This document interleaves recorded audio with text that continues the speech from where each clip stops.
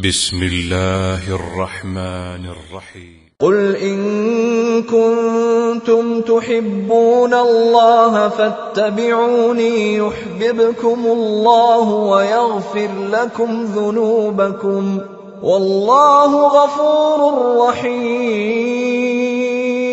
ہمیشہ سنت پر عمل کرنے اور سنت کی دعوت دینے والوں ہی کو سخت آزمایا جاتا ہے، اور سنت کی دعوت اور سنت پر عمل ایک ایسا یہ عمل ہے کہ ساری دنیا ان کے مخالف ہو جائے.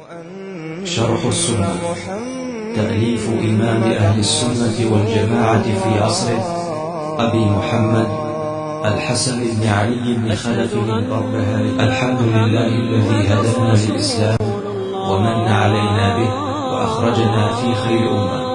اعلموا أن الإسلام هو السنة والسنة هي الإسلام. أشهد أن محمد رسول الله.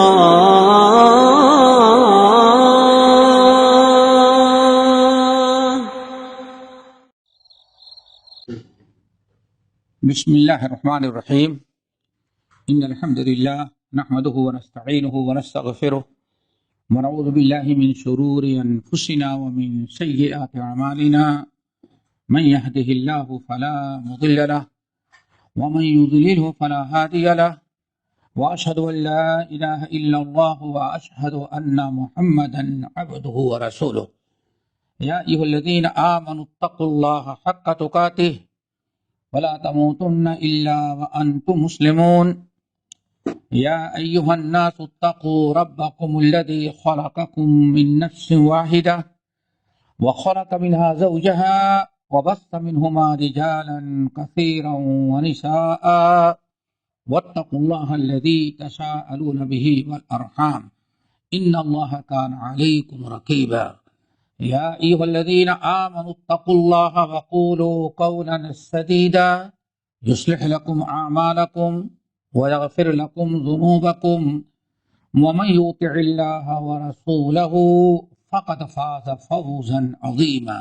أما بعد فإن خير الحديث كتاب الله وخير الهدي هدي محمد صلى الله عليه وسلم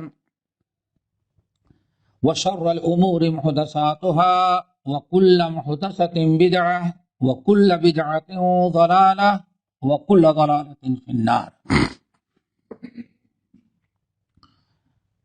محترم حضرات، شرح السنہ میں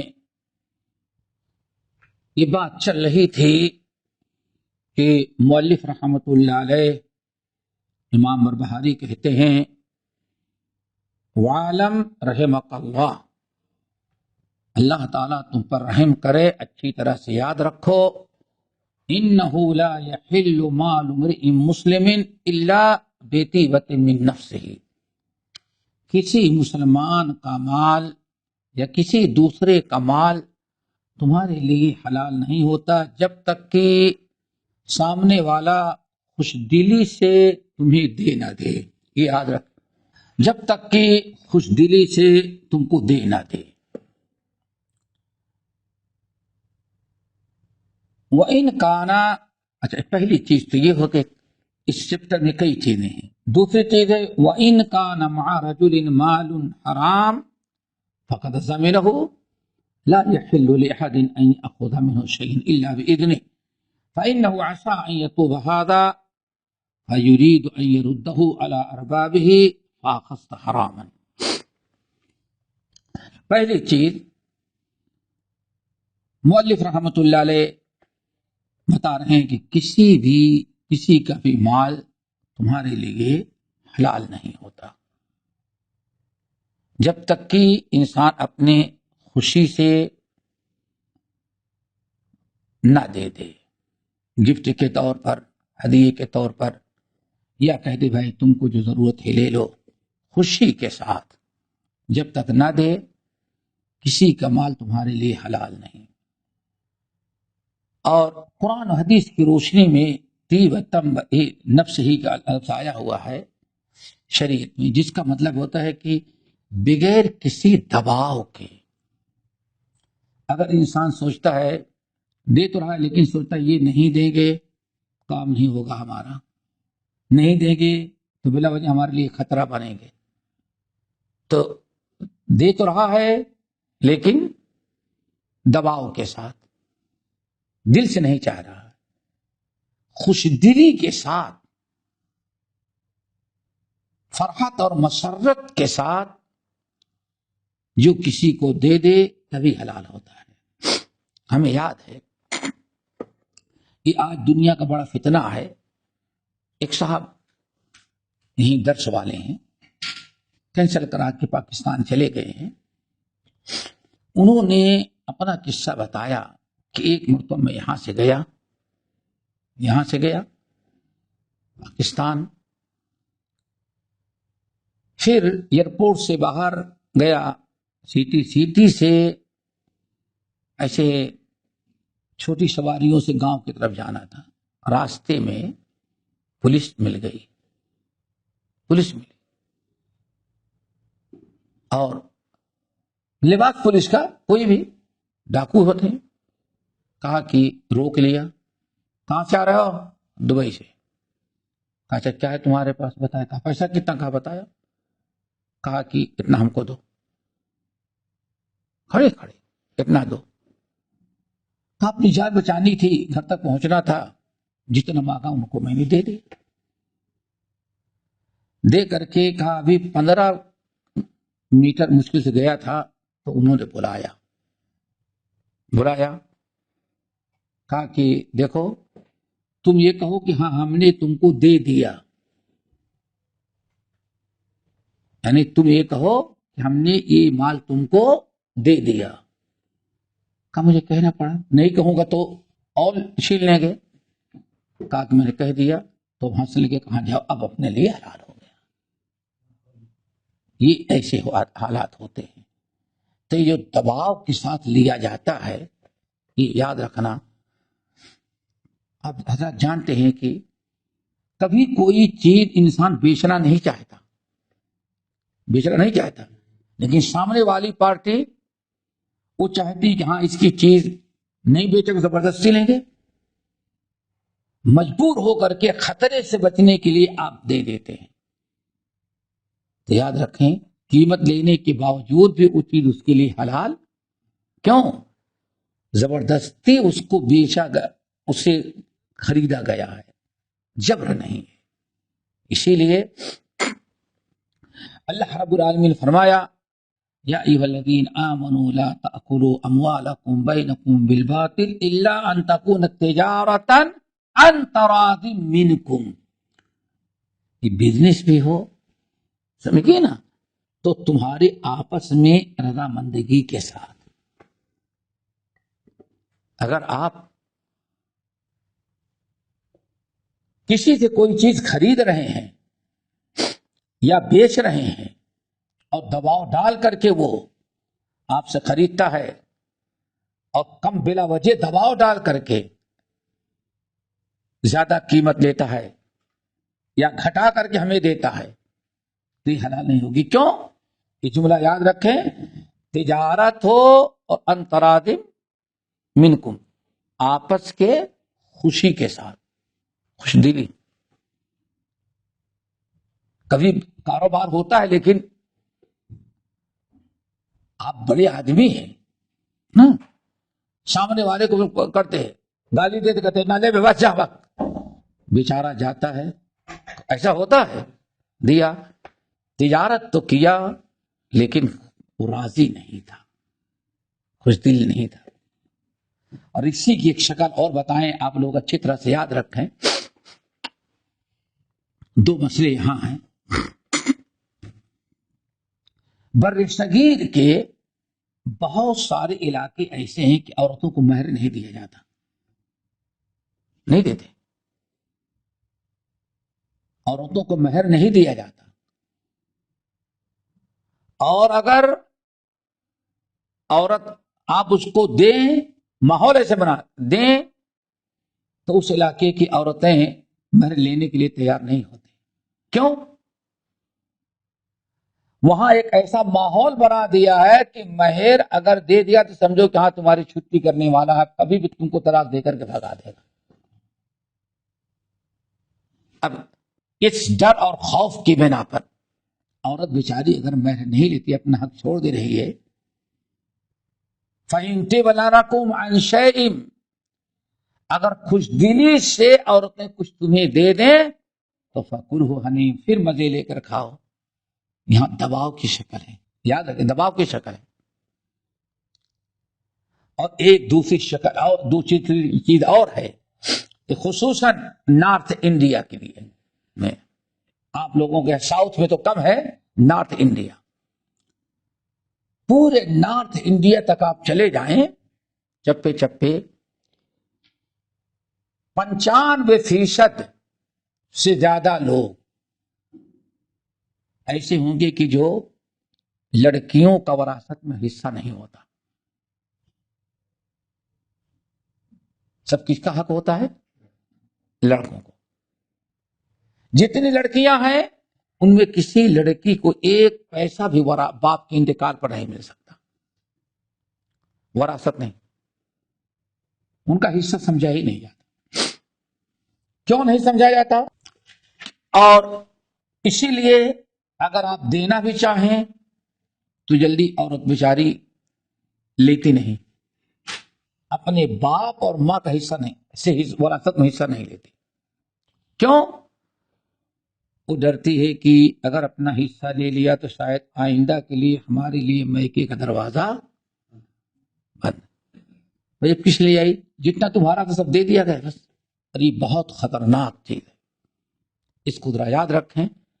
اس چیز کو ختم کرنے کی ضرورت ہے. ساؤتھ میں تو ایسا نہیں ہے، میرے خیال سے ساؤتھ میں اتنا زیادہ نہیں ہے جتنا نارتھ کے اندر ہے. ناممکن ہے کوئی دے.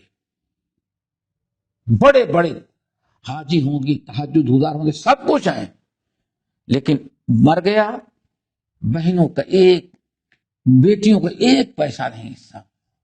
ماں بیچاری چپکے سے اگر اپنے زیورات وغیرہ دے دے تو الگ چیز ہے، ورنہ جو عقارات، جو جائیداد پراپرٹی ہے، قید ہے، اس میں عورتوں کو کوئی حصہ، بہنوں کو کچھ حصہ نہیں دیتا.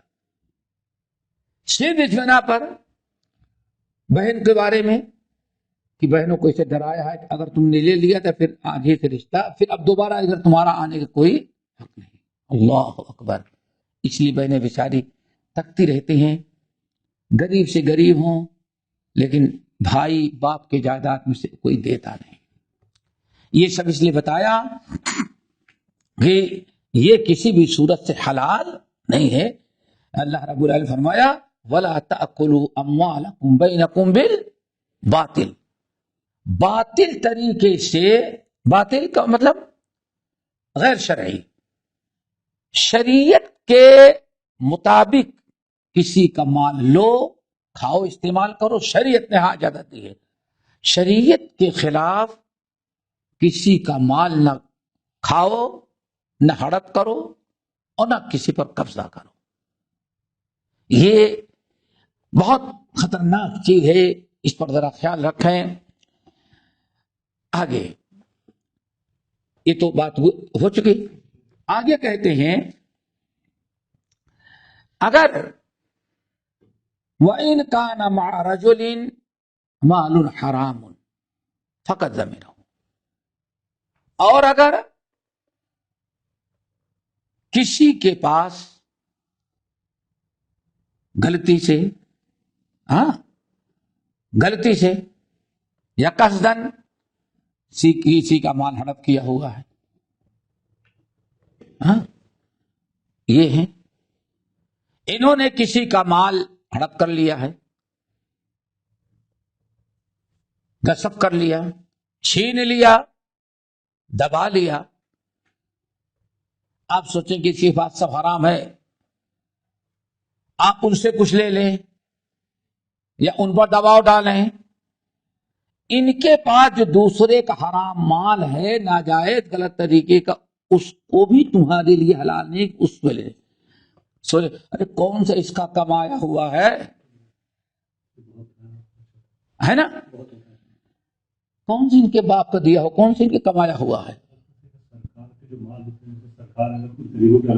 ہاں اللہ، دیکھا نا، ہاں دیکھا نا. نہیں، وہ بھی تمہارے لیے حلال نہیں. سرکار کی طرف سے آپ نے کہا کہ پورے محلے یا پورے شہر میں حکومت جو تقسیم کرنے کے لیے مال دے رہی ہے، اس نے دیا 1 کروڑ. یہی ہوتا ہے نا، 1 کروڑ غریبوں میں تقسیم کر دیں. تو آپ نے کیا کیا؟ لڑ جھگڑ کر کے حکومت سے لیا.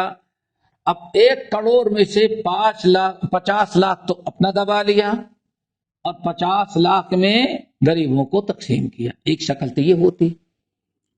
نمبر 2، حکومت دیتی ہے، اناج دے گی، غلہ دے گی، کپڑا دے گی سردی کے موسم میں، سمجھ گئے نا.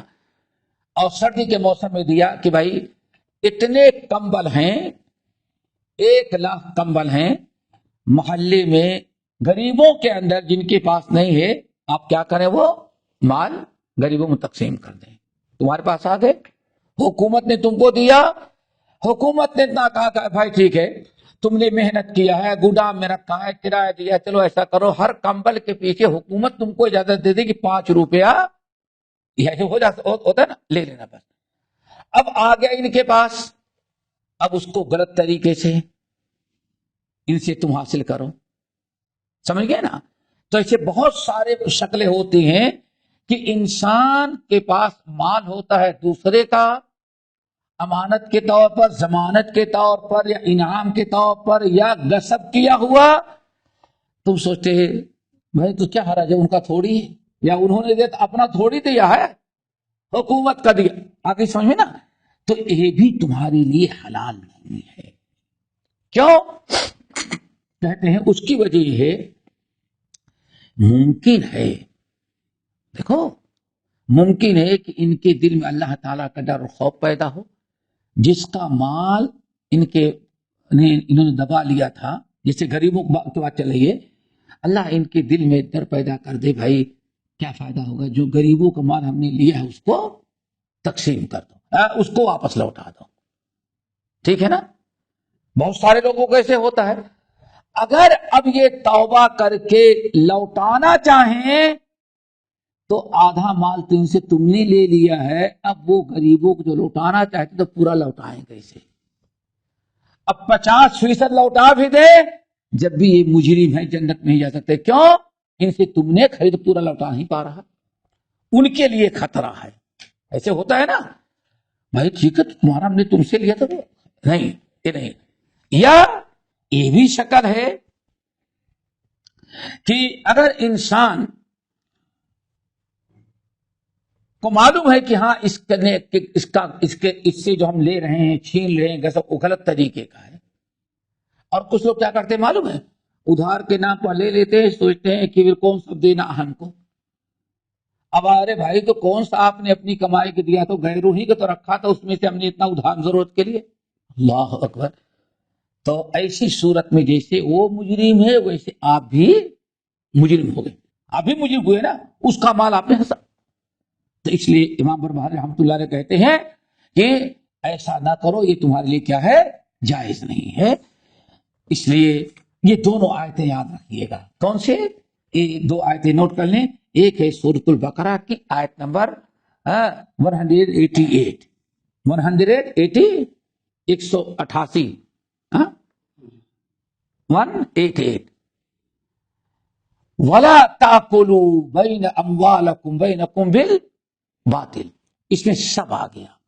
جھوٹ بول کر کے کسی کا مال لیا وہ بھی باطل، اصلی مال نقلی مال کو اصلی بنا کے دے دیا وہ بھی باطل طریقے سے، ناپ توڑ میں کمی کیا وہ بھی باطل طریقے سے.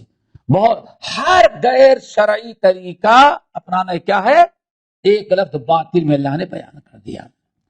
دوسری آیت سورۃ النساء 29، سورۃ النساء 29، یا ایھا الذین آمنوا لا تأکلوا اموالکم بینکم بالباطل الا ان تکون تجارۃ عن تراض منکم.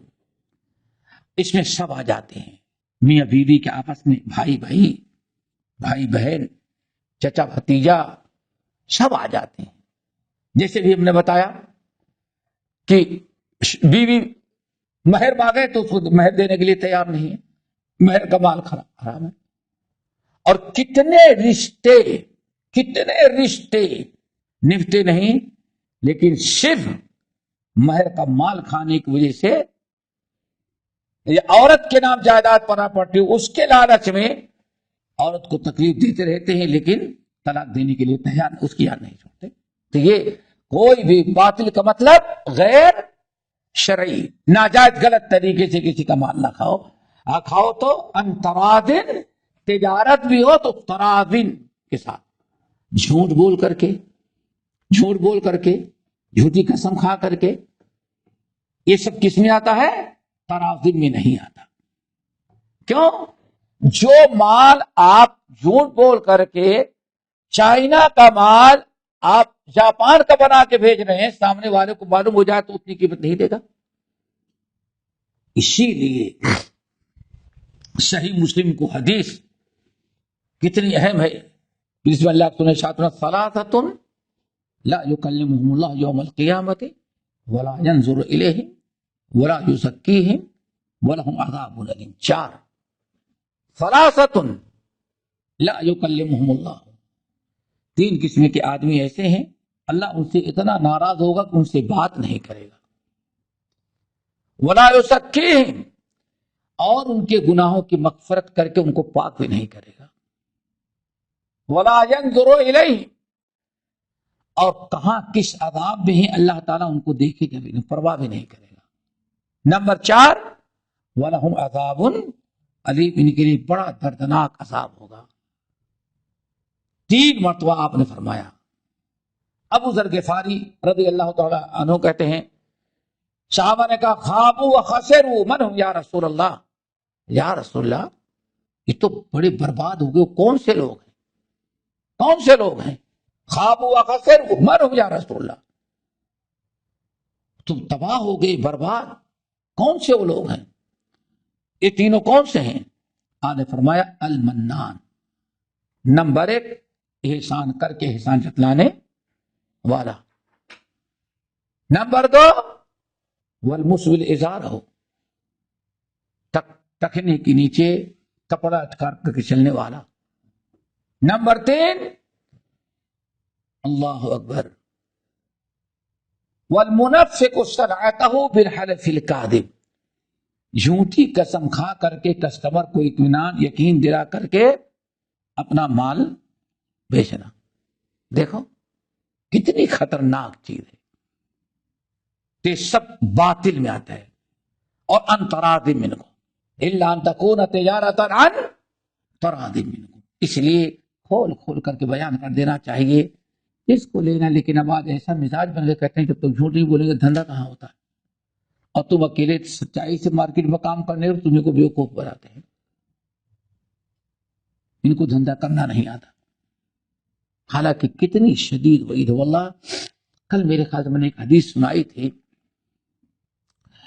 کہ حضرت انس بن مالک کہتے ہیں لوگوں انکم لتعملون اعمالا ہی ادق فی اعینکم من الشعر، اے لوگوں تم بہت سارے برے اعمال ایسے کر رہے ہو کہ وہ تمہارے نگاہوں میں بال کے برابر بھی بری چیز نہیں ہے. کتنے اعمال تم ایسے کر رہے ہو، ان کی مذمت، ان کی گھنا، کیا کہتے ہیں،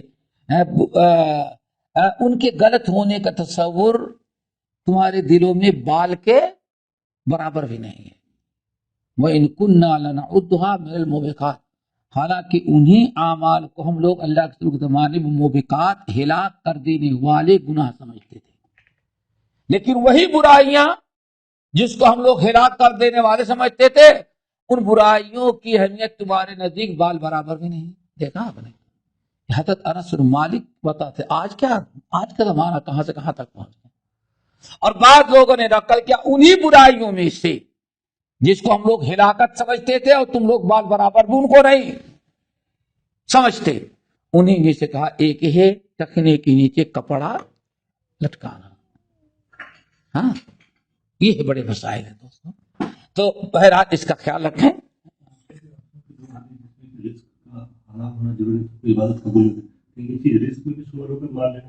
لازمی چیز ہے، یہ تو رزق نام ہے.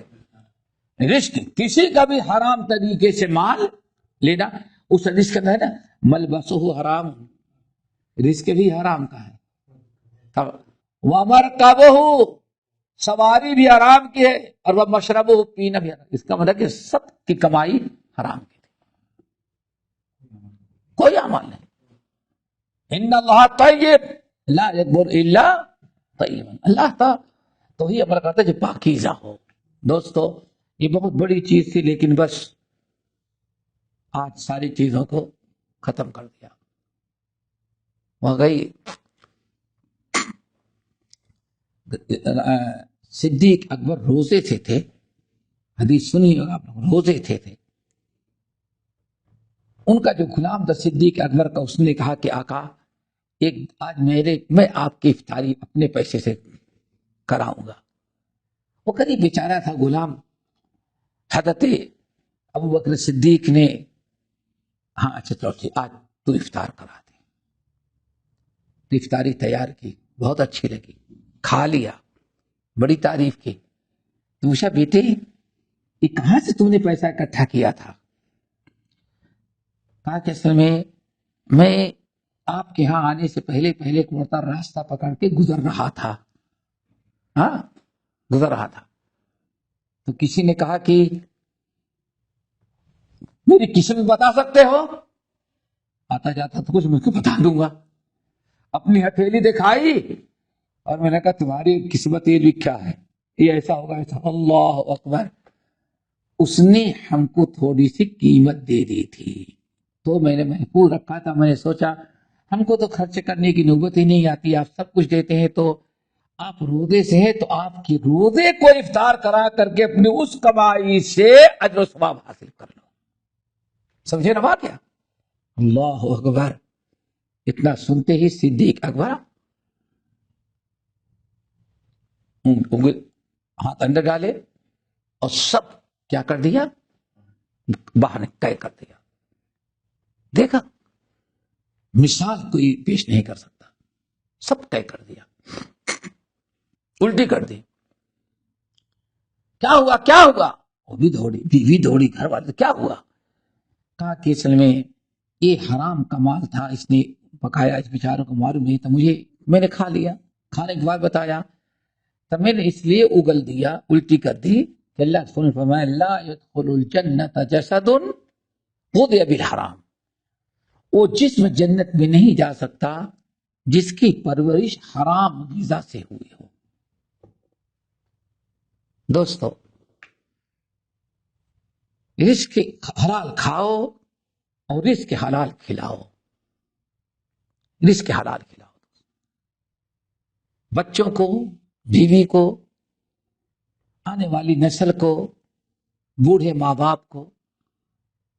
اگر حرام کھلائیں گے تو نہ بیوی جنت میں جا سکی نہ بچے جا سکتے. لا يدخل الجنت جسد غذي بالحرام. تو خاص طور سے خیال رکھا جائے. صدیق اکبر نے کہا میں نہیں چاہتا کہ ہمارے جسم کا کوئی خون اور گوشت کس سے بنے، اس حرام. اتنا زیادہ احتیاط ہوتا تھا، اتنا زیادہ احتیاط. نواب صدیق حسن خان رحمۃ اللہ علیہ کے والد بہت بڑی جائیداد پراپرٹی سب چھوڑ دیا. کیوں کہتے ہیں ہمارے آبا و اجداد نے غلط طریقے سے لیا تھا. تو دوستو ہمیشہ رزق حلال کا خیال ہونا چاہیے. کوشش کریں رزق حلال کا. رزق حلال تھوڑا سا ہو، کم ہو، لیکن عبادت مقبول، دعائیں مقبول. اور اللہ رب العالمین دے گا تو زیادہ سے زیادہ کھائیں گے. دولت مال جب کبھی اللہ تعالیٰ آپ کو رزق کا دروازہ آپ کے لیے کھول سکتا ہے، لیکن حرام سے بچنے کی کوشش کریں. حرام طریقے کی نوکری ہو، حرام طریقے کی ملازمت ہو، حرام طریقے کا کاروبار ہو. جب تک حرام چیزوں سے نہیں بچیں گے بہت ناممکن ہے، ناممکن ہے. جنت، اللہ کی رضا، عبادت. اور ایک تجربہ بھی سمجھ میں آتا ہے کہ حرام کھانے کھلانے والے کا سب سے بڑا عذاب یہ ہوتا ہے، دیکھیں گے کبھی اولاد سے سکھی نہیں رہتا، نہ خود خوش اور نہ. جتنے حرام کھانے غصب کرنے والے رہے ہوں گے، اپنی اولاد کے لیے حرام حلال ساری تمیز چھوڑ کر ہم اپنی اولاد کو کتنا دے دیں، کتنا بنا دیں، کتنی جائیداد، کتنی پراپرٹی، کتنا خوشحال. اللہ تجربہ کیا، ہاں تجربہ کیا کہ کہیں خوشحال نہیں رہتے، مرنے کے بعد بھی وہ نحوست حرام کھانے والی اولاد میں رہ جاتی ہے، کبھی خوشحال نہیں رہتے. بھائی بڑی اچھی بات بتاتے ہیں، اس لائن کے ہیں کو تجربہ ہوگا. کہتے ہیں سب سے زیادہ حرام کھانے والے ایک ملک ہے جہاں کی پولیس ہوتی ہے. کہتے ہیں پولیس کی اولاد نہ کبھی فرما بردار ہوتی، نہ کہیں سبھی سالے، دماغ خراب ہوگا، لگڑا ہوگا، لولا ہوگا، پاگل ہوگا. حرام کا چھین چھین کر کے کھانے والوں کا انجام ہوتا. نافرمان ساری چیزیں. تو اس لیے اپنے اوپر بھی رحم کرے، اور کس کے اوپر رحم کرے؟ اپنی اولاد پر. محنت کرو، مزدوری کرو، ایسا بھی ہو لیکن حلال رزق ہو. صحابہ کرام حرام سے کتنا بچا کرتے تھے، اور آج ہم سب لوگ آج آدمی کو معلوم ہے کہ ساری دنیا حرام کہہ رہی ہے، لیکن وہ حرام کام کرنے والا، حرام کھانے والا سوچتا ہے کہ کوئی ایسا عالم مل جائے جو کہہ دے کہ ہاں یہ حلال ہے. تجربہ کریں، 1000 عالم کے پاس جائے گا اور دنیا میں کوئی ایسی حرام چیز نہیں جس کو اس فتنے کے دور میں حلال کہنے والے نہ مل جائیں. اسکالر کے نام پر مل جائیں گے. اب وہی سارے علماء کے فتاوے ختم کر کے ہاں یہ اصل میں بڑا اس نے بہانہ بنا لیا. اس لیے فتویٰ دینے والوں کو بھی خیال کرنا چاہیے. چلو آگے. قال المؤلف، امام بربہاری رحمۃ اللہ علیہ کہتے ہیں والمقاصب ما بان لك صحته فهو مطلق الا ما ظهر فساده وان كان فاسدا ياخذ من الفاسد ممسكة نفسه. یہ بہت اہم چپٹر یہ بھی ہے. پہلی بات تو بڑی وصولی ہے، اس کو سمجھنا ہے. کہتے والمقاصد ما بان لك صحته فهو مطلق. مقاصد یعنی کمانے کے، کسب کے راستے، یعنی آمدنی کا راستہ. اس کے بہت سارے راستے، تجارت، کاروبار، کھیتی باڑی، نوکری، شک، بہت ساری چیزیں ہیں. ان کو کہا جاتا ہے مقاصد. ہر وہ چیز ذریعہ معاش، کیا کہتے ہو انگلش میں؟ اسی ذریعے معاش کو مقاصد کہتے ہیں، حرفہ کہتے ہیں، پیشہ کہتے ہیں. ہاں یعنی اپنے زندگی گزارنے کے لیے جو راستہ اپنایا جائے، کوئی تجارت کا، کوئی بزنس کا، کوئی کلی کا، کوئی حمالی کا، کوئی پائلٹ کا، کوئی یہی سب کیا ہوتا ہے؟ اس کو کہا مقاصد. یہ بہت ایک بڑا وصول ہے، اس کو یاد رکھیں، ہمیشہ کام آئے گا. اور لوگ یہی وصول نہیں یاد رکھتے تو بہت سارے مسائل کھڑے ہوتے ہیں. ہر وہ ذریعے معاش، مقاصد کا مطلب کمانے کے راستے، جس کو ہم نے کیا کہا؟ ذریعے معاش، ذریعے آمدنی، جس کے حلال ہونا ثابت ہے، سمجھ گئے نا؟ تو بالکل عام ہے.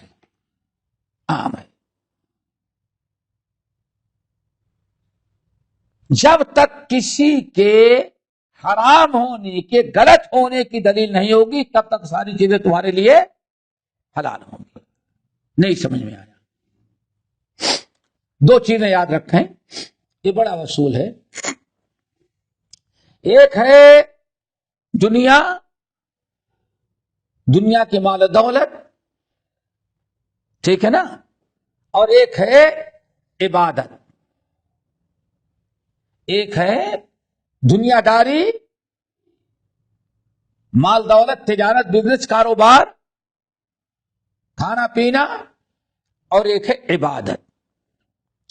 دونوں کے متعلق ایک ایک اصول ہے، اس کو یاد رکھنا خوب اچھی طرح سے. عبادت اصل میں، عبادت کی اصل اصول یہ ہے کہ ہم عبادت نہیں کریں گے مگر وہی جس کا حکم اللہ نے دیا ہے، رسول نے بتایا ہے. اس لیے عبادت کس کو کہتے ہیں؟ العبادت یا طاعت اللہ علی بما شرعہ اللہ علی السنۃ الرسل. گزر چکی ہے. عبادت کس کو کہتے ہیں؟ اللہ تعالیٰ نے اپنے نبی کے ذریعے جن چیزوں کے ہمیں کرنے کا حکم دیا انہی کو کرنا عبادت ہے. آگے بات سمجھیں. عبادت میں اللہ کا رسول یہ ہوگا کہ ہم نہیں عبادت کریں گے مگر وہی جس عبادت کا حکم اللہ نے دیا ہے. ابھی بات سمجھ میں، یہ توقیفی ہے. ہمیں عبادت وہی کرنا ہے، ویسے ہی کرنا ہے جیسے ہمیں اللہ تعالی نے، اللہ کے نبی نے کتاب و سنت کی روشنی میں ہمیں تعلیم دیا ہے. آگے بات سمجھ.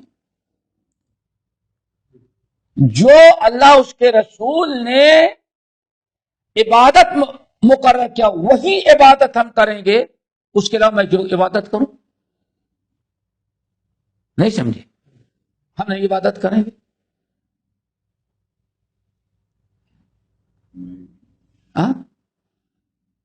نہیں کریں گے ہم.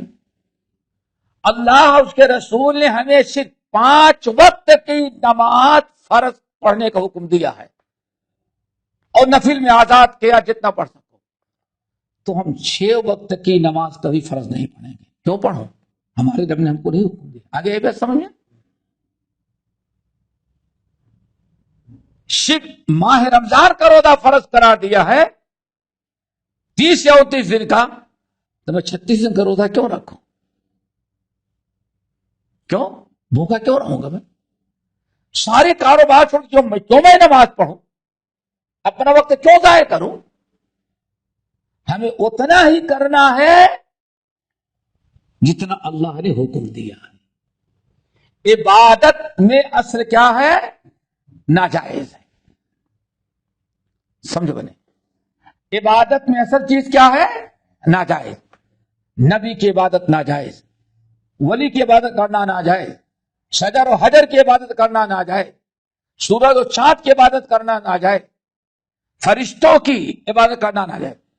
اصل کیا ہے عبادت میں؟ ناجائز.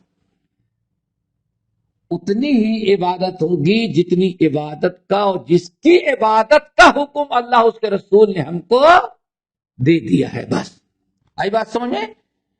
ہفتے میں ایک ہی جمعہ اللہ نے ہم پر مقرر کیا ہے. بڑا مقدس دن ہے، چلو 2 دن کر لے، ہفتے میں 2 جمعہ نہیں. کیوں کرے بھائی؟ نہیں سمجھ میں آیا؟ ہاں آئے سمجھ میں. عبادت میں سے کیا ہے؟ نہیں ہے اللہ جن چیزوں کا اللہ نے حکم دیا عبادت. اسی لیے مثلا بڑی اتفاق نبی علیہ السلام بیٹھے ہوئے ہیں، ایک صحابی آئے، بڑی تفصیل پوچھی، صحیح ان کی روایت. اللہ رسول یہ 5 وقت کی نماز، ہاں رمضان کو روزہ پوری بتائے. تو اٹھا جانے لگا، کہا واللہ لا ازید ولا هذا ولا انقص. دیکھو یہ ہے واللہ لا ازید ولا هذا ولا انقص. اے محمد صلی اللہ علیہ وسلم آپ گواہ رہیے، اللہ کی قسم آپ نے جتنا بتایا نہ اس سے گھٹاؤں گا اور نہ اس سے بڑھاؤں گا. ٹھیک ہے نا؟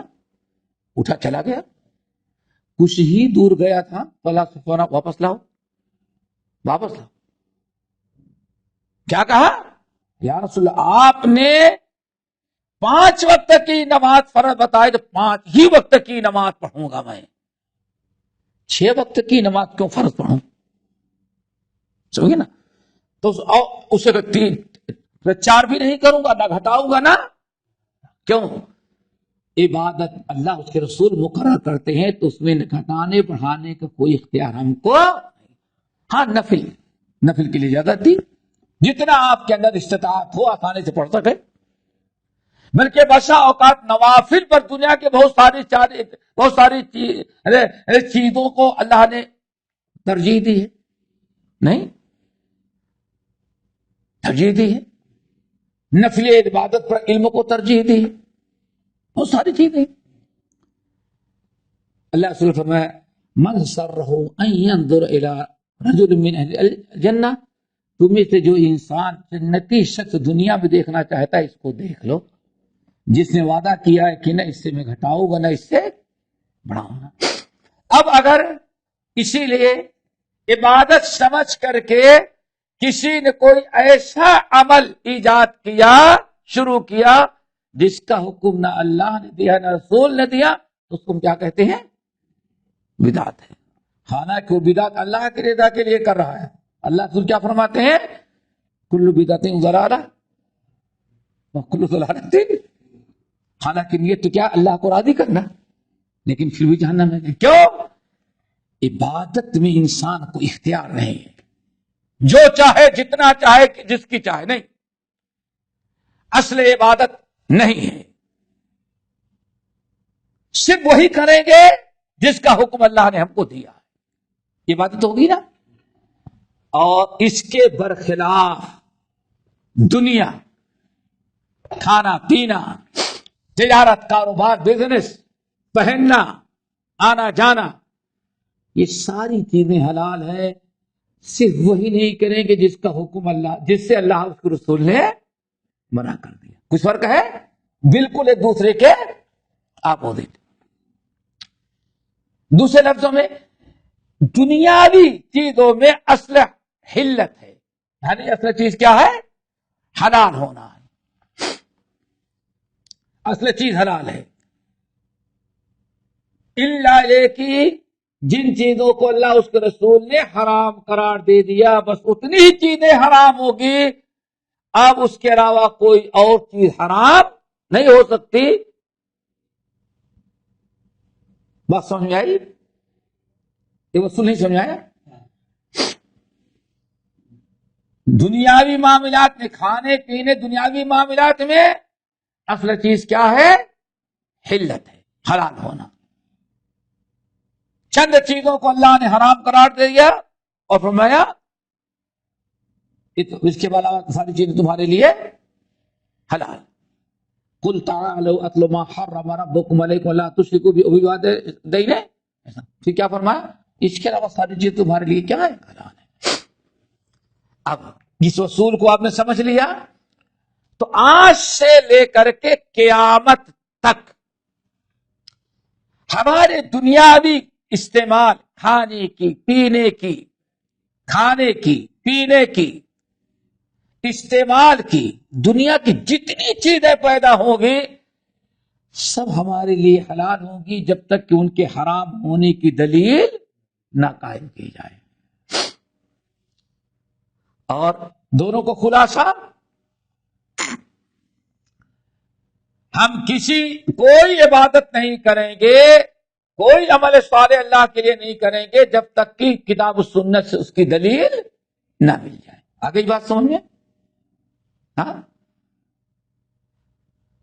کوئی بھی عمل ہم نہیں کریں گے اللہ کے لیے، اجر و ثواب کے لیے، مگر انہی کو جس کا حکم اللہ نے دیا. ورنہ سوئیں گے، آرام کریں گے، کھائیں گے، ٹہلیں گے.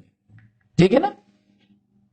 لیکن دنیاوی چیزوں میں ہم کوئی چیز نہیں چھوڑیں گے. سب کھائیں گے، سب پہنیں گے، سب استعمال کریں گے، الا یہ کہ ان کے حرام ہونے کی کوئی دلیل کتاب و سنت سے مل جائے۔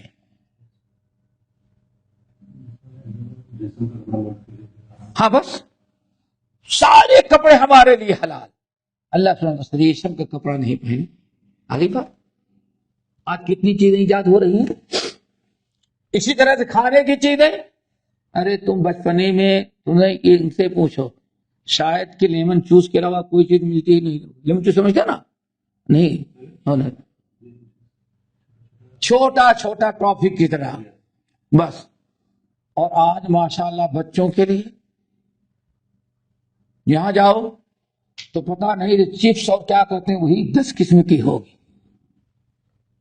کوئی چیز حرام نہیں ہو سکتا ہے۔ جس مثال کے طور پر ایک اور بات مثال دیں کہ مٹھائی چلے گئے، مٹھائی خرید معلوم نہیں تو ہندو کی دکان سے خرید لیا انہوں نے، اب آ گئے تو نہیں ہندو کو پتا نہیں اس کا ہاتھ نہ پاک رہا ہوگا، یہ ہندو کم وقت پتا نہیں گائے کا پیشاب چھڑکا ہوگا۔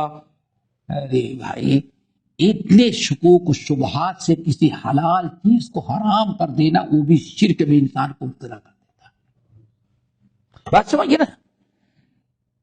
اب ایک عرصے تک یہ نیڈو دودھ جو آتا ہے، نہیں اس کو نہیں، کیوں؟ اس میں خنزیر کی چربی، پتا نہیں خنزیر کی چربی کتنا لوگوں کو مل گئی جو ہر چیز کے اندر۔ ہاں اب یہ کیا ہے، یہ سب چکن آ رہا ہے۔ آپ بڑی اتفاق علماء، یہاں کی حکومت ذمہ دار ہوتی ہے۔ خود ہم سے ہمارے مشائخ نے بتایا کہ حکومت جتنے چیزیں آ رہی ہیں اپنا کیا یہاں سے، جب غیر مسلموں کے یہاں سے یہ ساری چیزیں ریڈی میڈ آنے لگی ذبح کی ہوئی، تو ہمارے استاد، ہمارے وائس چانسلر ہم سے بتائے، کہا کہ حکومت نے ہم لوگوں کو دنیا کے ہر ایسے ملک میں بھیجا اور بغیر بتائے گئے کمپنیوں میں جا کے دیکھے اور دیکھے کہ کیسے ہوتا ہے، وہاں لوگوں سے معلوم کیے، اس کے بعد یہاں ہم اندر داخل ہونے کی اجازت دیتے۔ اب شکوک و شبہات کی بنا پر یہ فتوی بازی کیوں؟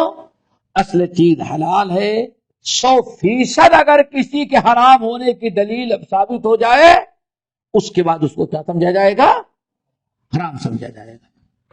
روٹی کتنی قسم کی، پتہ نہیں کیا کیا چیزیں ہمارے ہاں۔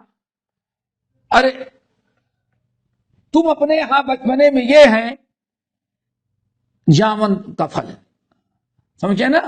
جامن، انگور، سیب، بنانا، یہی چند دیکھتے رہے ہوں گے۔ وہ بھی سٹی میں جانے کے بعد گاؤں میں تو صرف آم اور امرود، کٹہل بس۔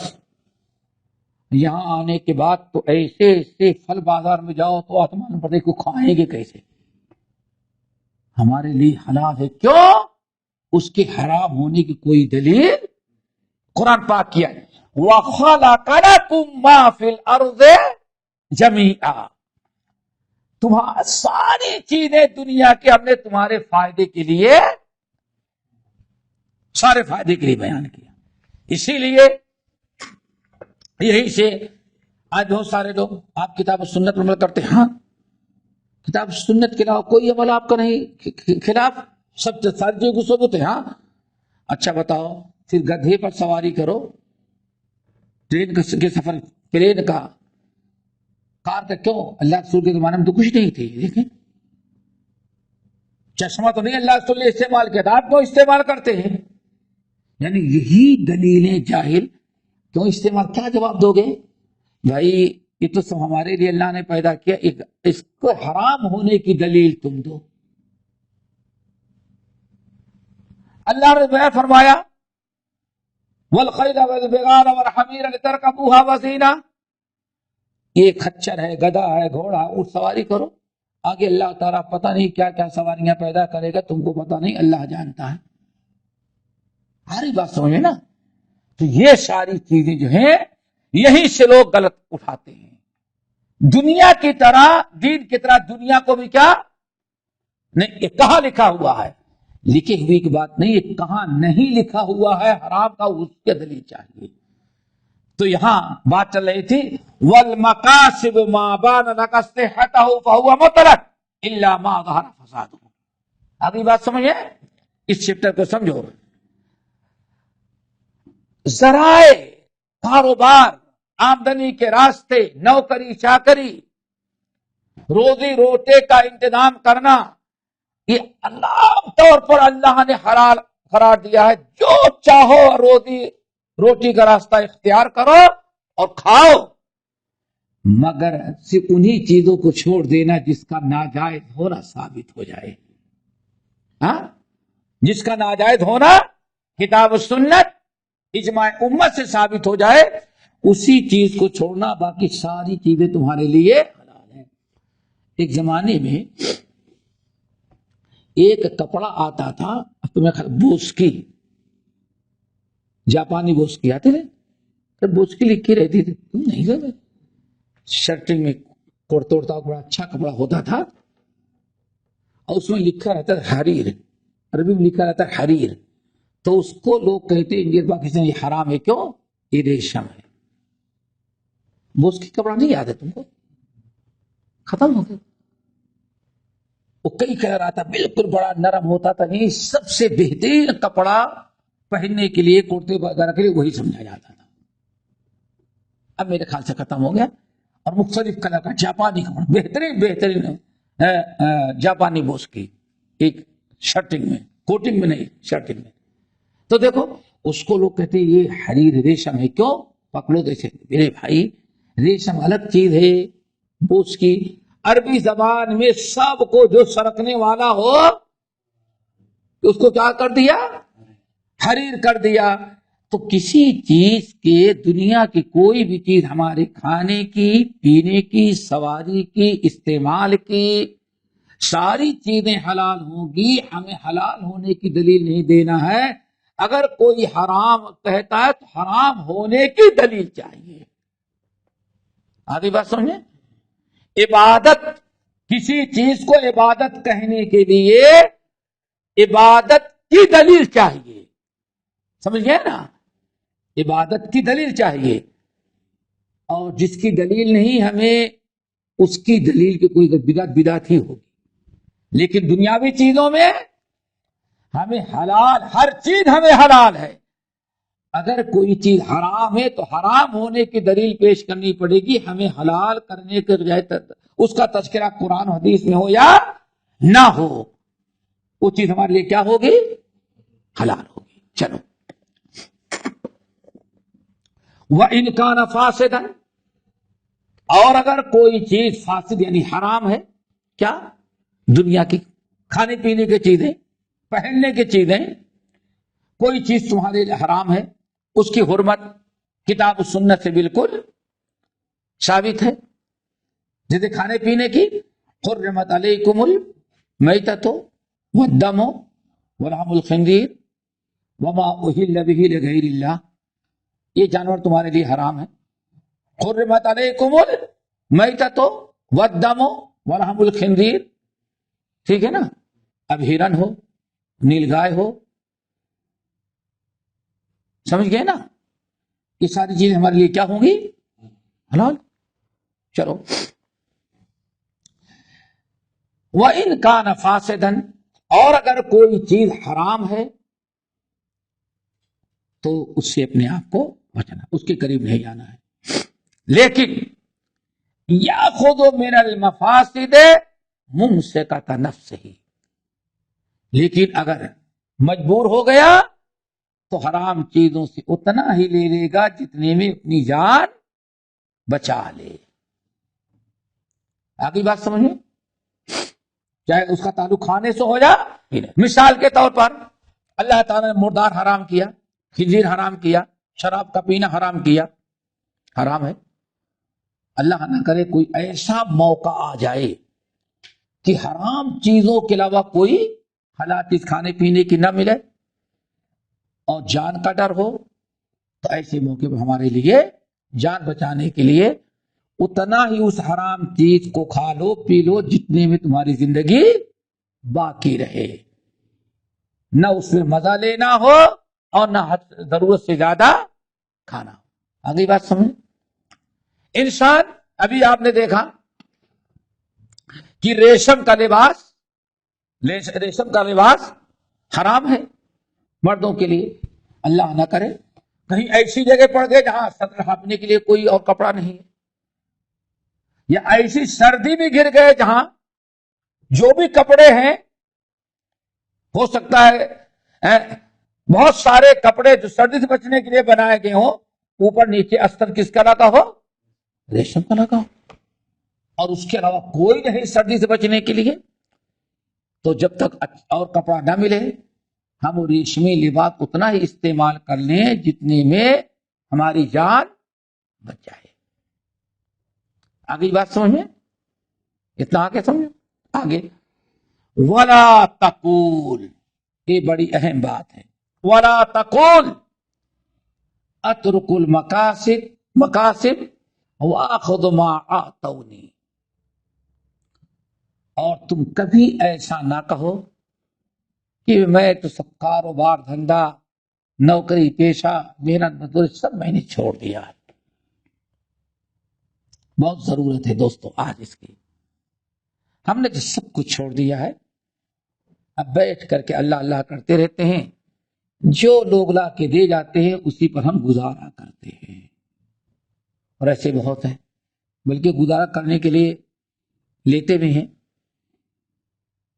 یعنی اپنے سے کمانے، اپنے ہاتھ سے رزق کا انتظام کرنے، محنت مزدوری کرنے کے بجائے صرف لوگوں پر سہارا کر کے بیٹھ جائے. امام بربہاری کہ کبھی ایسے نہیں کرنا، کبھی ایسے نہیں کرنا. کوئی ایک انسان کہتا ہے بس ہمیں تو اب زندگی کے جو حصہ باقی ہے ہم تو بس مسجد میں 24 گھنٹے کے لیے بیٹھ کر عبادت کرتے رہیں گے، اللہ اللہ، اب جو بھی لا کر کے دے دے گا ہم کھا لیں گے. اور کچھ فخریہ طور پر بھی لوگ کرتے کہتے ہیں. امام بربہاری کہتے ہیں کبھی ایسا نہ کرو. ایک انسان علم حاصل کرنے کے لیے کوئی عالم ہو، نہیں میں تو کچھ نہیں کرتا، بس ہم تو دن رات اس میں لگے ہوئے ہیں، سمجھ گئے نا، جو آتا ہے لوگ دے جاتے ہیں، ہم اسی پر گزارا کرتے ہیں. کہتے ہیں نہیں ایسا نہ کرو. اپنے ہاتھ سے کمانے، معاش کا انتظام کرنے، اپنے اہل ویال کو کھلانے پلانے کی ذمہ داری کرو، اور کوئی نہ کوئی راستہ معاش کا اور آمدنی کے ذریعہ ضرور اپناؤ. یہ کوئی اچھی چیز نہیں. اور امام بربہاری رحمۃ اللہ علیہ کہتے ہیں کبھی صحابہ کرام، انبیاء، صحابہ کرام، تابعین اور سلف میں سے کبھی کسی نے ایسا نہیں کیا.